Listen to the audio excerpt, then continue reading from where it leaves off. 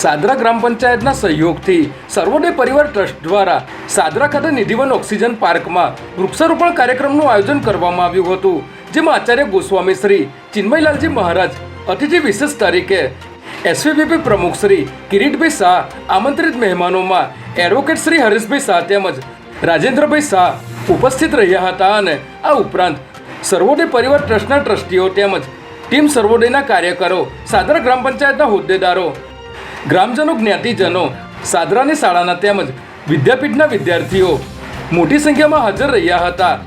ઉલ્લેખનીય છે કે નિધિવન ઓક્સિજન પાર્કમાં 1000 કરતાં પણ વધારે વૃક્ષોનું વાવેતર કરી તમામ વૃક્ષોની સંપૂર્ણ માવજત સર્વોદય પરિવાર ટ્રસ્ટ દ્વારા કરવામાં આવશે. આ અભિયાનમાં વૃક્ષારોપણ માટે સહયોગ આપનાર સૌની સંસ્થા આભારી છે અને આ પ્રોજેક્ટમાં વૃક્ષો માટેનો સહયોગ નોંધવાનું હજુ પણ ચાલુ છે.